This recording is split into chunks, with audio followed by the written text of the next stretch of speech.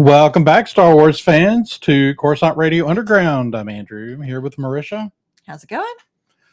And we're going to talk a little bit. This is our last opportunity to have a discussion about Ahsoka before Ahsoka becomes a thing later tonight. So we're going to talk a little bit about that and maybe some of the other little things going on in the Star Wars universe. But before we get going here, I have dropped an open invite to our fellow Red 5 podcast, and I see that Ro has joined us in the chat. And I got to find the right button here to get you the right size on the screen, but now I got to, fix that. Oh no. That's not smart. that is not going to serve you well. That was my first thought. I know where you sleep. How you doing, kids? Good. How are you doing? Fantastic. Great. Oh, we got DJ in the chat. How's it going? What's up, DJ? Yeah. I woke up in the mood, ready to fight. Ro is actually coming through the speaker. Let me see if I can fix that. Oh. So what you think, Ro? What you excited about tonight, or?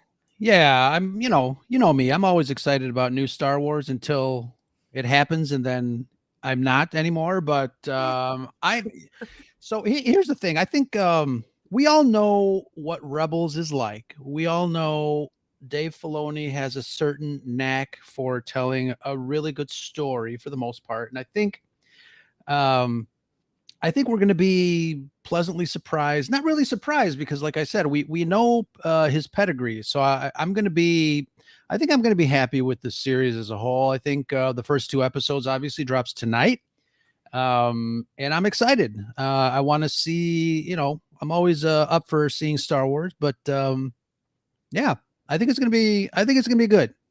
Yeah. What you thinking? How you feeling, Marisha? I am optimistic. I'm in general always super optimistic for new Star Wars. Like, I haven't loved every single thing that Star Wars has done without reservation, but when it comes to Star Wars, I'm the eternal optimist. I always think all the best things going in. So here's to not being disappointed. Yeah. So I'm really excited about it. Like, everything I've seen so far has me excited for this show. DJ, thanks for joining us in the chat. I did send you a link also to your Twitter account if you want to jump in. So, but yeah, I'm super excited about it right now. Right now, I know, visually, I'm excited to see what they do, but I'm always kind of a story first kind of person, and Dave Filoni's just a really solid storyteller. I know people don't always agree with the decisions he makes in his stories, but that's fair. And that's fair. I mean, you don't have to like everything somebody does, but he is a solid just storyteller in general. He's very consistent. Like, if you don't like his stories, that's fine. You don't have to, but at least you know what you're getting. Yeah. But I feel like a lot of that. I mean, the one thing, and I'll get into it in a minute, I'm concerned about is Dave Filoni is very much a world builder, which is not surprising with two of his primary influences in storytelling being his love of Tolkien, followed by the years he spent learning from George Lucas. Right. Yeah. And that's what does excite me about Dave telling stories, is that he has so much firsthand knowledge of the way George approached these things. Now, I did see a review today that said exactly that it was his directorial style is very close to, and they wrote it in quotes, the makers. So that goes along with what you're saying, Andrew. Yeah. As we know, he was George's Padawan back in the day. Yeah. I mean, honestly, as far as anybody out there telling Star Wars stories right now, he had more direct, he was influenced more directly than pretty much anybody, by George. I mean, you have other people telling Star Wars stories right now people like the Kasdans that, had direct, access to George. But I mean, Kasdan was already a developed storyteller by the time he got involved with Lucas. Filoni was still learning the trade very much. I mean, he had done a lot with Avatar, but not the blue Avatar. No, not those avatars, whatever those are. We do have one more. DJ finally found his link. So, DJ, welcome. I found it. How's it going? Oh, man. Fun and excitement everywhere. I cannot wait for new Star Wars. It's always an amazing day when we get new Star Wars. Yep.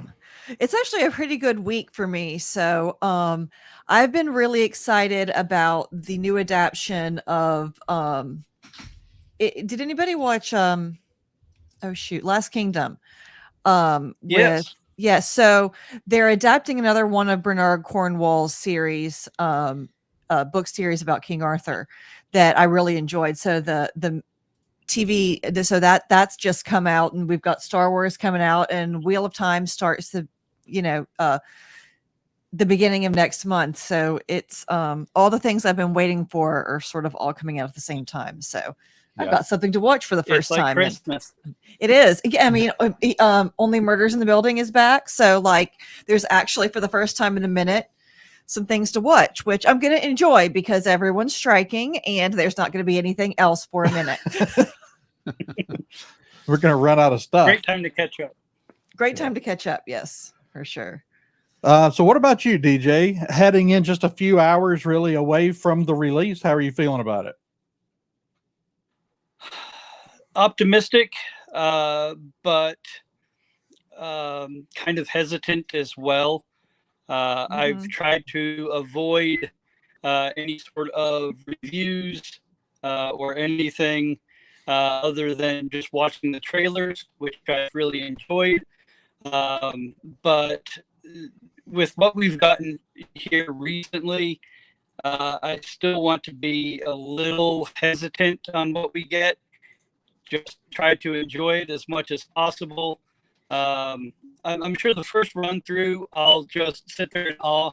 And then the second one, I'll go through and start nitpicking and be like, oh, all right, I didn't catch this the first time. But, like we always do for these series. Yeah. I mean, and that's kind of what they're for. They're there to, I'm just hoping that I really at least love it initially, even if there are things, to kind of, and it's Filoni. So the story, just because you don't love the story initially, maybe it's going to grow into something that I'm going to like better. Even if I have issues with it kind of off the bat. Yeah. It's interesting. Ahsoka is one of the few characters that I just really didn't bond with at first. I thought she was annoying, and which was well written, but I really didn't like the character to start with. But it's the one that, as I continued to watch her journey and her story unfold, I really fell in love with the character. And one of my all-time favorites now. So I really hope that the show does justice. I don't think that Filoni, given that it's his creation, is going to mess with it too much, but we'll have to see what the overlords have to say about it. Yeah. Oh, the overlords are everyone's favorite right now. Overlords were. I don't know what happened to Roe there, but he disappeared. Maybe he'll show back up. Maybe he went to get that cheeseburger he was talking about earlier. Right. But yeah, so I am excited to see what Filoni does. This is really his first. I mean, he's done some stuff on The Mandalorian, but this is his first project that's his, in live action. What do y'all feel like there's obviously some challenges to adapting animated characters to live action. And as well as just kind of overcoming some feelings in the fandom towards some of the previous Star Wars series. What do y'all think the biggest challenge for this show? The biggest thing this show has to overcome is?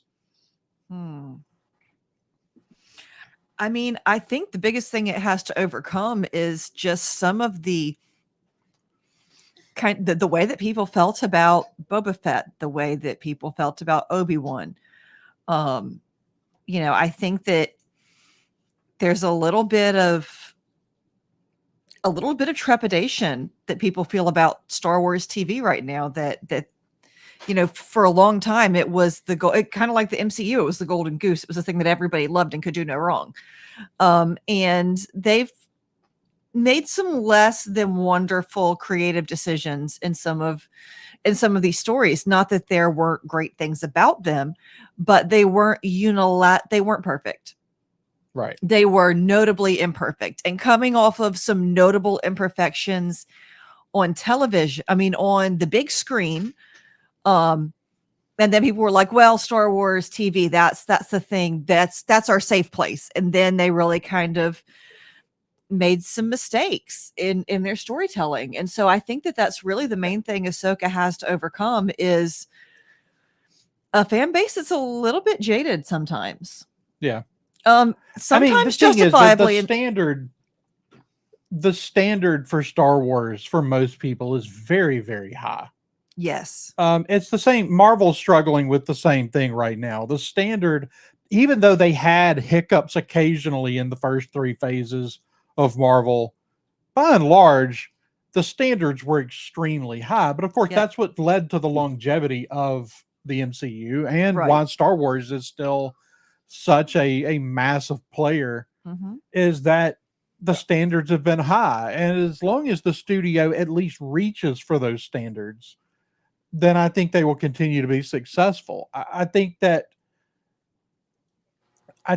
somewhere along the way in, I think the two really, the 2 series that we're really speaking about is, of course, Boba Fett and Kenobi. I know some people, I think you feel like, I'm not sure how DJ felt about Mando season 3. I loved Mando season 3. And it was good, but I do know there are liked people that a lot had, of it. Yeah. It just felt a little disjointed. It was still good, but pieces of it didn't fit. I think the main troubles that they're going to have, there's 3 main troubles that they're going to have with this series. One that they have to overcome. One is sloppy writing, which we got in Kenobi. I think the writing was not there for the Kenobi series, and people really voiced their opinion on that. The other problem is that I feel like we're going to get a lot of flashbacks. And for me, that was part of the problem with Book of Boba Fett, is that they did not handle the flashbacks properly. So they're going to have to handle these things well in this new show. The third thing that they're going to have to overcome, and which is going to have to do with the flashbacks, you're going to have people that lost their minds in season 2 when Ahsoka showed up. And then when she appeared with Luke Skywalker, everyone's like, oh, wow, it's so incredible. And you had a whole group of people that are like, who's that? So now you're going to have to catch up a large group of people that are going to be watching this show that's been on regular TV advertisements, Disney Plus advertisements. It's advertised everywhere. That character, and why should we care? And that's the third challenge that they're going to have to overcome, is getting a new fan base into this character. Yeah, I agree. I mean, with very casual fans, I think that's certainly going to be an issue. I mean, I think the upside to Ahsoka is Ahsoka has become so big that even if you didn't watch Clone Wars or Rebels, that you at least know who she is. I don't see how you could follow Star Wars in any capacity beyond only watching what's right in front of your face. Like, she has been elevated to a lot of people's, and she falls in a lot of people's top 10 Star Wars characters. I do have a friend at work who I asked last year if he's excited for the Ahsoka series, and his response was, "Who?" No, there's certainly going to be those people, and of course that's the problem with any connected universe, really. Yeah. Is that if you're not watching everything, it was the problem with sending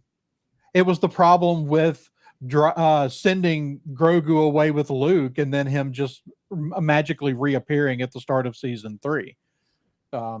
If you didn't watch Boba Fett. if you didn't watch Book of Boba Fett, then you just missed it. And even people that watched, there were a lot of people that gave up on Book of Boba Fett so quickly that they missed that any of that stuff ever happened. And That was a choice? I could have stopped watching. I do want to say hello real quick to Nick and Andrew who have Yeah. joined us in the chat. Add to the Excellent. Andrew collection, Yeah. just for fun. We got another Andrew over here. Now it's not as bad. He is going to play Cornetto trilogy trivia with us. Oh, that'll be fun. So we will have 2 Andrews on screen at the same time, but it won't be as bad as the night we did this with 2 Davids.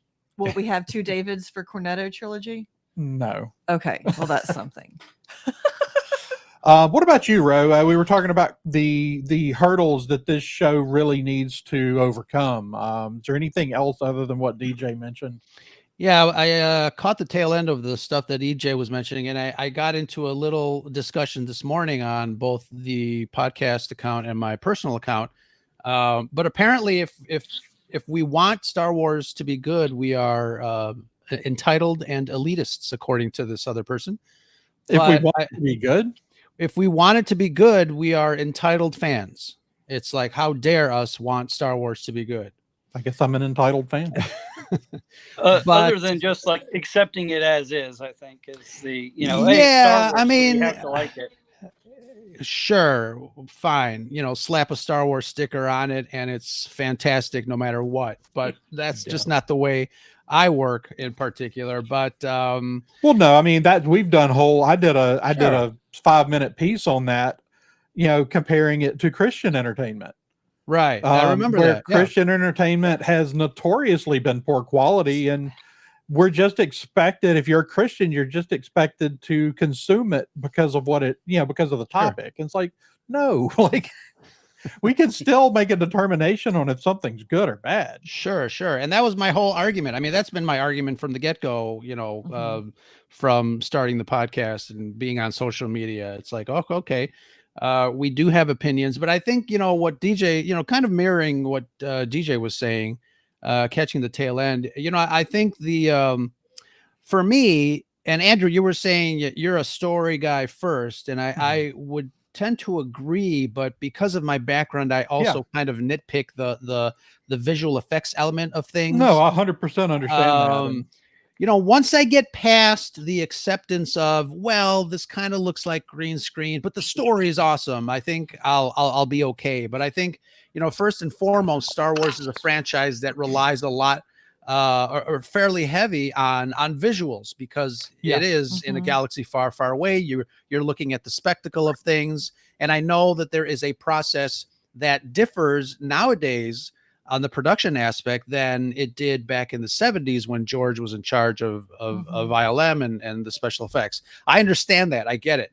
And I am a big proponent of accelerating the filmmaking technology forward. So I understand the pits and valleys of what that all entails.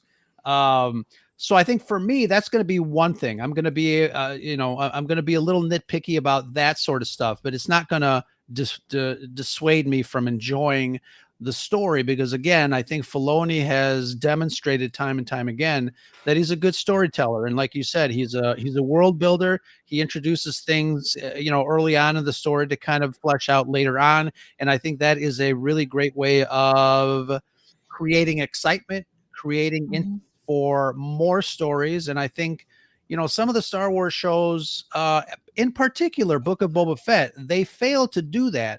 And there's, we talked about that when we were discussing the Book of Boba Fett, the whole Chekhov's gun situation, where there was a lot of that stuff in the Book of Boba Fett, but it never really amounted to anything, which was a big letdown. Yeah. But Yeah, it's not like that.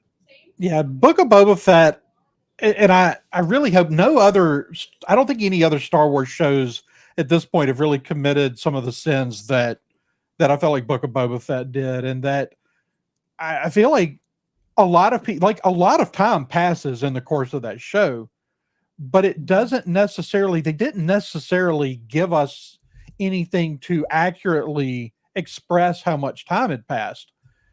I feel like, we're kind of looking at these changes in Boba Fett, but it feels like they happened so quickly. Like the amount of time he spends with the Tusken Raiders is a long time, but it doesn't feel like it in the show, and it makes it feel like he just became a different person overnight. Right. And so almost like they tried to cover way too much ground at once. And it's like we could have done a whole season of Boba Fett living with the Tusken Raiders. It could have been really interesting, of him kind of becoming part of the tribe. But we didn't. We just kind of doing, he's here and now he's over here, but he's different. It's like, okay. Yeah, and I think, a lot of times what DJ was saying, a lot of times those flashbacks kind of take away from the story front and center. I think Kenobi did some of that. But yeah, I think they just have to plan out things a lot better. Yeah. Yeah. The writing was, and I don't know what the situation with the writing on it was, but it all just felt very rushed. Kenobi felt the same way. I think both shows had some really redeeming, big Star Wars moments that were cool. Yeah. But I feel like that we just kind of rushed through things that we should have spent some time on. I don't think that will be Dave's problem. That's not usually something Dave does with storytelling. This is my concern for the series, and it's not an overall concern. I think the series is going to be bad. It's just that I think it could bog down. We're only 8 episodes? We're getting 6 or 8. Okay, I think it's 8. I think it's 8. So, Dave is a world builder, and Dave likes to occasionally take a whole episode or maybe even a whole arc of episodes to build foundation for something that he's planning for 2 years in the future. Yeah, this isn't the time for that. He can't do that here, like he did in the in the animated show, where he had a full season, full television season length worth of episodes to take a couple episodes and build world. I want to see him set things up, but I think it's going to be a matter for Dave of learning to set things up without stopping to do it. He has to set those things up in the course of a concise story. Yeah, I agree. I think with 8 episodes, you really don't have time to make a detour and then come back to it, because we're all tuning in for this. Same thing with Kenobi.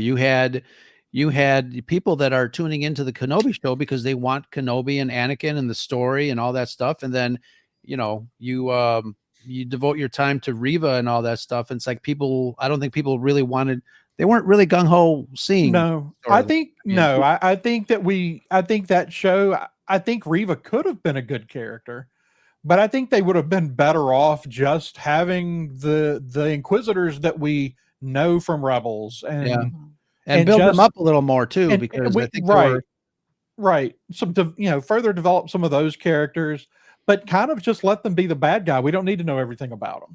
Or give them a sympathetic story, or just let them be the villains of this show. And, and they don't even have to be, we don't have to do too much with them even, because they're secondary villains. Vader is the villain. And we know, and fans know who the Inquisitors are. It's like there doesn't need to be a major explanation of who these guys are. And not to shamelessly plug, but I'm going to be talking to Kai Patterson later on today. We're going to definitely talk about his re-edit of the Kenobi series, which awesome. I think it's going to be cool. Nice. I did want to mention this. I saw Andrew had posted part of Book of Boba Fett felt like Mando 2.5. And I always find that funny because everybody recognizes that. Sure. But the truth is that like a year before it came out, that's exactly what Jon Favreau called Book of Boba Fett was Mando 2.5. Yeah. So yeah, and it came off feeling like it. Well, what they ended up doing by inserting those Mando episodes in there was made that feel like the more important story, and made everything else feel kind of like it was just a placeholder. Yeah. Agree, 100%. It's like like Boba couldn't stand on his own without Din Djarin's help. So Yeah. Charles, I see Charles has joined us in the chat. Welcome. What's up, Westcott? What about you, Marisha? Any particular hurdles? Oh, I started. Oh, you started. I thought Yeah. DJ started. Okay, No, you did start. I started. Yeah. So yeah, I think we're all pretty much on the same page. Like we all agree that they've all got to get past the sort of the mistakes that they've made story wise. Well, and the thing is I don't think it has to do anything except be good. Yeah. And I think just by being a good story is going to overcome it shouldn't have to necessarily overcome the mistakes made on Kenobi or the mistakes made on Book of Boba Fett, but that's what we're seeing with these big connected universes is that you put your writers and your directors and your actors in the situation of overcoming something someone else did. That's kind of what's happening in Marvel right now is we had a really kind of stagnant phase 4. Again, good things in there. A few really good movies, a few really kind of very mediocre movies. Even the mediocre movies have big MCU moments that are worth remembering and watching the movie for, but they were stale. And now we're seeing good things come out, better things starting to come out of Marvel. We got Guardians, and Guardians ended up doing really well, but I think Guardians, without what had happened in phase 4 prior to it coming out, I think Guardians makes $1 billion no problem. Instead, it didn't quite get there. And so even a movie that should have hit $1 billion no problem struggled because it had to overcome things that other people did. So yeah, that's just where we're at with these connected universes. And so I think if there's a show on the horizon for Star Wars, that right now things in Star Wars feel so far away outside of this show. Like, we hear all the talk about the Acolyte, which I'm terrified of. Well, did you see there's a leaked footage on YouTube of the trailer that was shown at Celebration? I did see that. And, I too was terrified of the Acolyte, but after seeing the trailer, it's pretty gritty. It looks pretty cinematic. It looks pretty damn good. And I'm less scared about the Acolyte now after watching that trailer than I was before watching the trailer. Take it for what it's worth. Yeah, no, I mean, I hope it's good. Like I try really hard not to approach anything with cynicism, which is hard because I'm by nature a cynical person. But it's I hope it's great. It's Star Wars. I hope it's absolutely the best thing I've seen in years. But there's been so much kind of weirdness surrounding. Sure.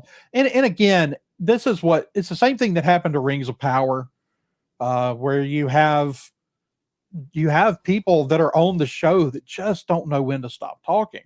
Yeah. That's what's happening to that Snow White movie right now. Right. It's like you're killing your show. You're killing your movie before anybody ever sees it.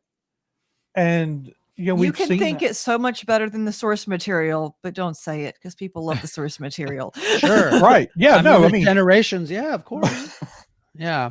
One thing that you had mentioned regarding writing and one of the obstacles to overcome, I think, I'm looking forward, obviously, as always, to the discussion and the dialogue between fans, but I'm hoping that the fans have a certain discourse that doesn't compare one Star Wars over another to be able to make their point.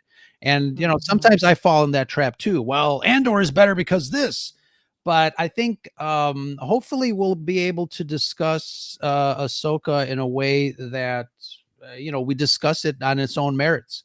To be able to compare storylines and stuff like that. But I think going into it, everybody expects it to be kind of the next season of Rebels, which is fine. A lot of people really enjoyed Rebels as a series, so I'm looking forward to that. We've got obviously the same characters and some of the same situations that are being continued in this story. So yeah, I mean, let's get back to being, what is my hashtag, DJ? Enjoying Star Wars responsibly. Let's do that. Yeah. Yes. Yep. Yeah, and that's going to be the thing. Is like my hopes are really high for this show, and I refuse to let the people screeching about Star Wars is dead on the eve of the new show. Yeah, I'm not going to let that bother me. I'm just not. Yeah. And I wish more people would not let that bother them. That's great.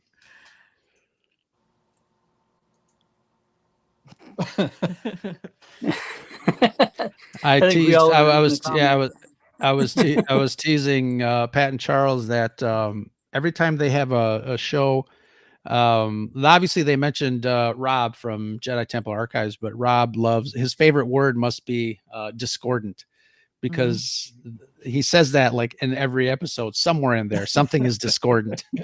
That's funny. So we've kind of discuss like what do you think the hurdles are? What do you think are the things that the show really has going for it? I mean, so for me, I mean, I think the big one is Dave. A lot of people love Dave. Like I was started off saying earlier, Dave's the one guy that learned to tell these stories at the feet of George Lucas, and then a lot of people appreciate that. He has such a solid understanding of what George's intentions for the characters in the story were. I think that's the biggest thing it's got going for it. I mean, I think Ahsoka's a big one. Ahsoka's a big character, but Ahsoka's not as big as, Ahsoka's not as big as Kenobi. Ahsoka's arguably not as big as Boba Fett. Which is weird to say because Boba Fett had so little screen time before he got his own show. But Boba Fett lives large in the Star Wars universe, and I don't know that that's enough. So I think the biggest thing from my perspective, the biggest thing it has going for it is Dave. What do you guys think?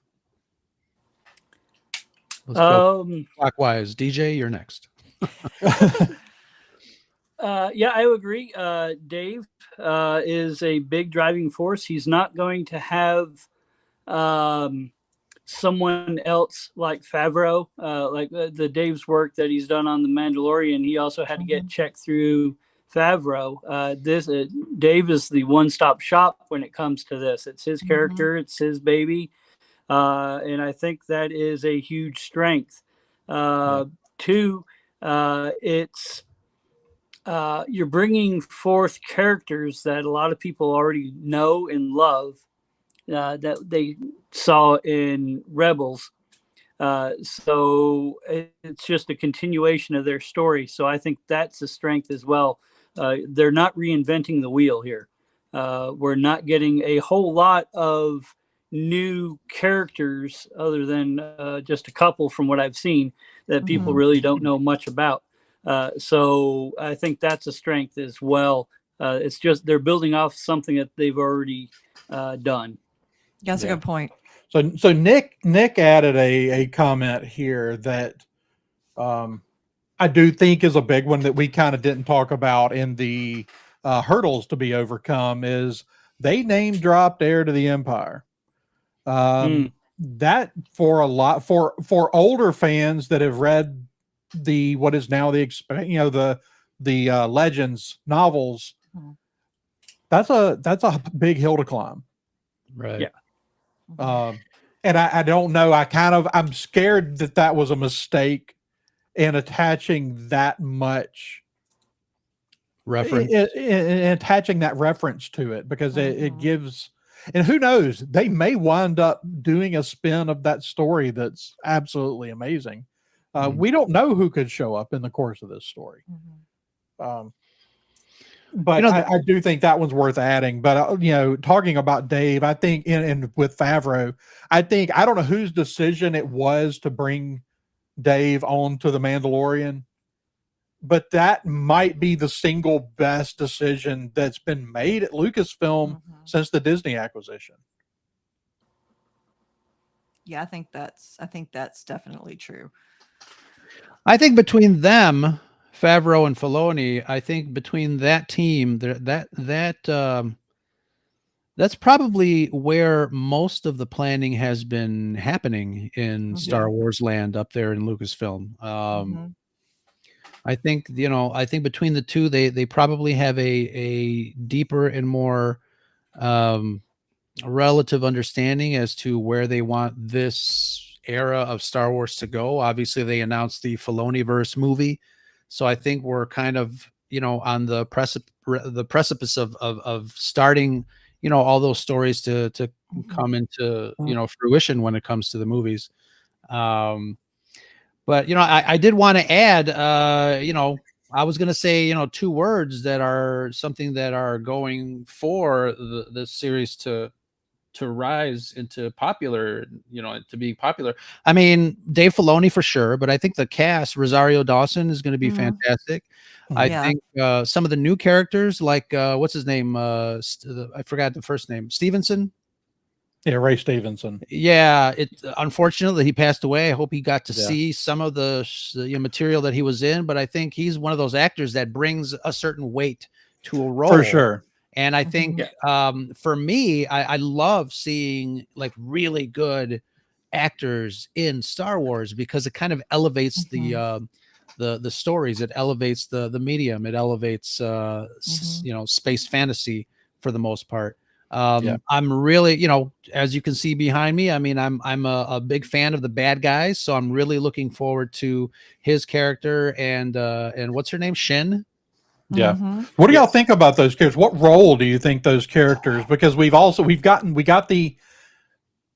getting echoes of things, and I think it's very intentional with Dave. I think it's the whole, it rhymes thing from George, having them repeat the phrase, we're no Jedi.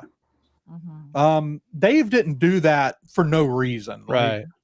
And so what do y'all think about them and what purpose they're going to serve in this story? Because again, they're Thrawn theoretically, maybe they are a big bad for this. That's just kind of leading to the movie with Thrawn. I mean, somebody had noticed on a picture of one of the images of the Shin character that she's wearing almost like a Padawan braid. Yeah. And obviously, ex-Jedi, et cetera, but I think I was reading something in the chat. I lost my train of thought. What were you talking about? The new characters. the new characters. Yeah.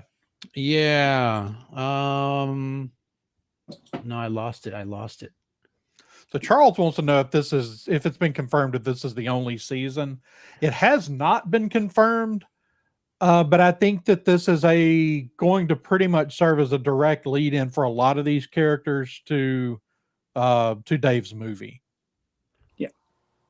Yeah, I don't see this as a second season, as a 2-season thing based on the fact that a movie is coming. Yeah. But somebody had asked me if I think anybody's going to die. Well, we could certainly, I think that's very possible. I mean, Dave's never been shy about that. Yeah. Do you think we kill off any of our legacy characters? The problem is I think that maybe characters are more likely to die off. The known characters, our Rebels characters in particular, probably more likely to die. If they're gonna die in the movie. I don't necessarily see them cutting off a lot of characters leading into this movie. I think Sabine's going to bite the dust at the end of this series, which leads us into something more dramatic in the movie if it gets made. That's certainly possible. Which would almost be a shame with the way people are talking about her after seeing the first Right. two episodes. Well, 'cause- it would definitely make it more of an impact, don't you think? no, that's true. Yeah. But I mean, people are talking about her just being an absolute show stealer Yeah. of a character. So, yeah, I think that it's certainly possible that we could lose someone in this series. I mean, we still don't even know in what capacity we're going to see Ezra, or if we're going to even see Ezra. Mm-hmm. Obviously, I think they've cast someone as Ezra, but we may not get any real look at that until the movie. Right. That's how I roll, Charles. I do agree with that, Nick. There was room. There was room initially for a Ahsoka season 2, or even another Mando season before that movie is slated to come out. But I think the strike is gonna push that schedule. I do hope that. I kind of hope that wasn't the case. I kind of hope that they were going for one, because I don't want there to be any kind of weird transition from this to the movie because they weren't able to make another season. What do y'all think about the crawl is back? Yes. I'm very happy. And I think, again, it goes to show you that Filoni is closer to George Lucas as a filmmaker, or even as a guardian of the lore, per se, than any of the storytellers. I know, people were, I think people were debating of when we would see the crawl back, and then some people were saying, the crawl should only be for the the set of Skywalker movies and all the the main films and stuff like that. But I'm excited to see a crawl back. They had the crawl for Clone Wars, and it wasn't exactly the same, but right, yeah. In Clone Wars, though, didn't they have? It was just like a single screen with text, not really a crawl. Yeah, but it had that kind of had the effect. Yeah, that feel. Yeah. Well, they introed characters instead of using a crawl for most episode introductions. They did the same thing, but with a narrator. Yeah, that's right. True. Yeah. But they had the the kind of the Clone Wars thing kind of crawl up the screen. Like it wasn't exactly the same, but it was the same sort of. Sure. Yeah, but I'm happy to see a crawl. I was waiting for a crawl in Rogue One and Solo. Mm-hmm. Yeah. No, that would have been nice. I don't know. I understand. Like, I don't know. I'm not sure why they abandoned the crawl, because like you kind of go, well, we want it to feel like a new age, new era. But then the first thing you do is bring back around your original trilogy characters. Like, well, which is it? You ditched the crawl because you wanted it to be new, but then you brought these guys back for clout. So, yeah. But no, I'm really excited about this show. I think that it has. I think the potential upside to this show is really big, and it's a chance to sort of reinvigorate the fan base. And this may be the last Star Wars we get for a little bit. Yep. Yeah. Not knowing what the state of the Acolyte was before the strikes began. I don't know. I know they had filmed a lot, but I don't know. Was there ever any indication that they were done with principal photography? Or I do feel like they were finished with principal photography. Even from, the trailer had a lot, and that was back when Celebration was happening. So that was a while ago. Yeah. I imagine them, still shooting, even when the strike started. So it's probably in, tail end of post. I know they're kind of biding their time. It seems like, obviously there's two mysterious projects out there, the Acolyte and the what's the other one? The Jude Law. Oh, Skeleton Crew. I kind of forgot about Skeleton Crew. Yeah. So there's those two projects that are out there, kind of for sure, that people are trying to figure out, well, why haven't we seen any images? But with Disney streaming, I think, they're kind of holding off, one thing at a time. So one doesn't drown out the other. And, from a business aspect, I guess that's smart. Well, and especially since there is a strike on right now, I think they're going to try and milk it. Yeah, as much as they can, Yeah. so that they don't have too long of a dry spell, because they're still trying to make money in spite of the fact that the rest of us are going. Yeah. Well, they did already make the decision, did they not, to release Andor over on Yeah. Hulu or ABC? no ABC. Yeah. Mhm. I saw something. I don't remember what it was. It may have been something Marvel, but something was being released on Hulu Oh, as Secret well. Invasion. Secret Yeah. Invasion. And they just Mhm. announced physical copies of some of the Disney Plus era shows, including Yes. Star Wars and MCU. That's Mhm. absolutely huge. Mhm. I started saying at least 2 years ago that they were leaving an enormous amount of money on the Yeah, table, absolutely. specifically with Star Wars stuff. Mhm. Star Wars fans are collectors, Right. and um, I know. you put it. Star Wars fans are gonna buy those things, Mhm. and I couldn't imagine a world in which they would just leave that off the table forever. Mhm.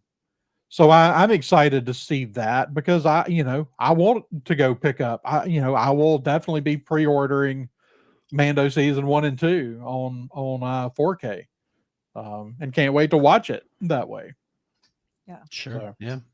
that, and I think that specifically hits hard now after seeing that Disney Plus pulled a bunch of original programming Uh, off, and it's gone forever. It's Mhm. potentially gone forever now. Like, whether anyone will ever see those things again, or a couple of them, whether anyone should ever see them again.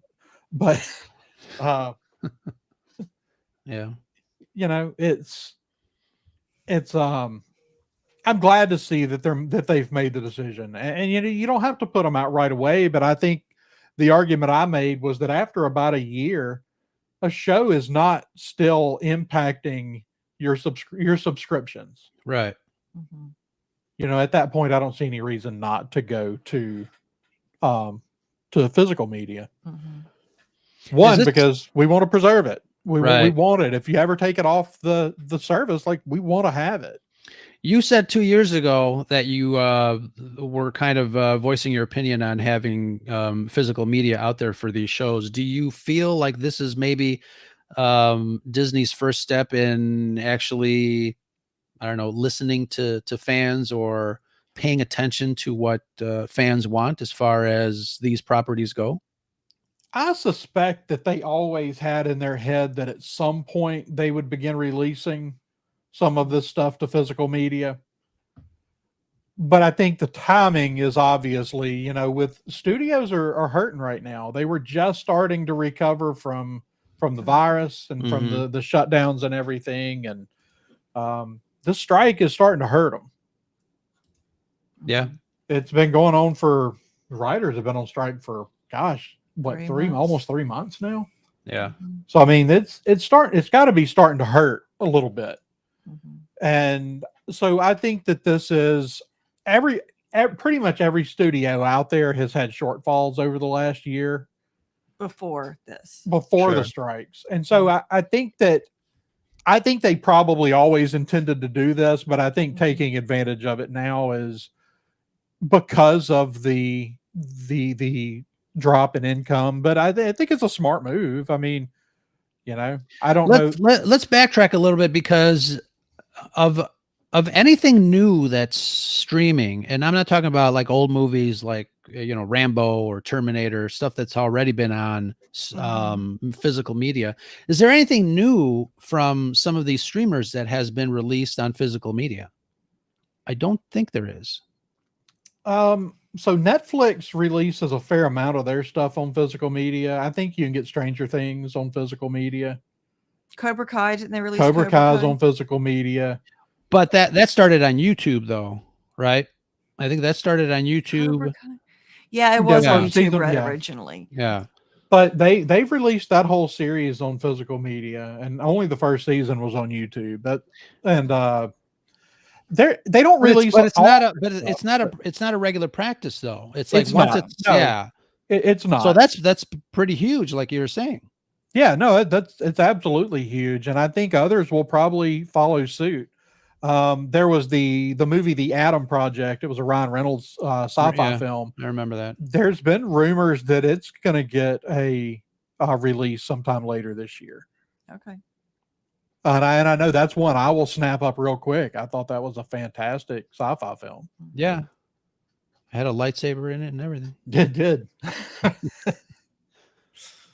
Ryan Reynolds has managed to make movies twice now where he's gotten to wield a lightsaber without doing Star Wars. Uh-huh.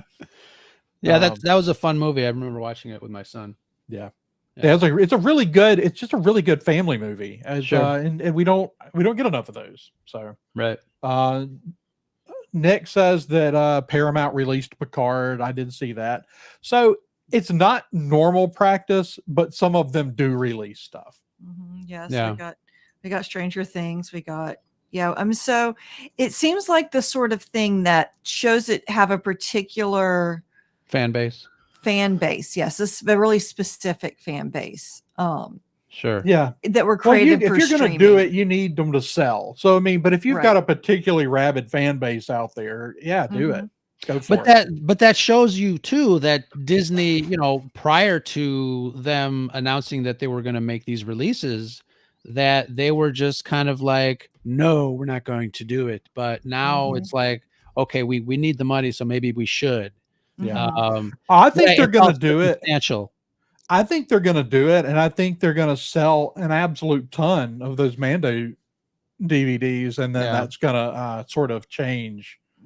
I think that one. I think that one is big enough, and they'll make a big deal out of their release. A lot of these streaming service shows and movies that have gone to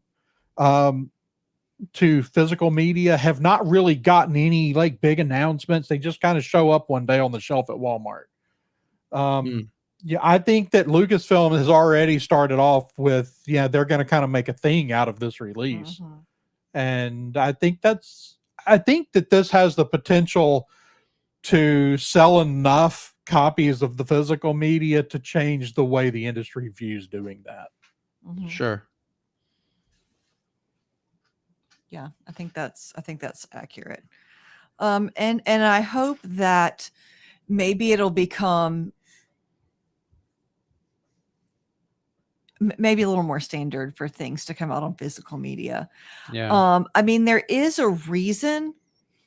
And honestly, I think that if the SAG negotiations go the way that a lot of people are hoping they will, part of the reason to keep everything on streaming is because then you don't have to pay residuals.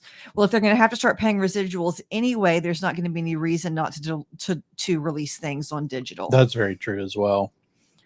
Because of the way that things are set perhaps it might be that a physical release after X number of months might be the solution for residuals. Oh, that's a good for point. Those shows. Yeah. So I don't know. We'll have to see how that plays out, because I think the industry is going to look a little different after this strike's over. Yeah.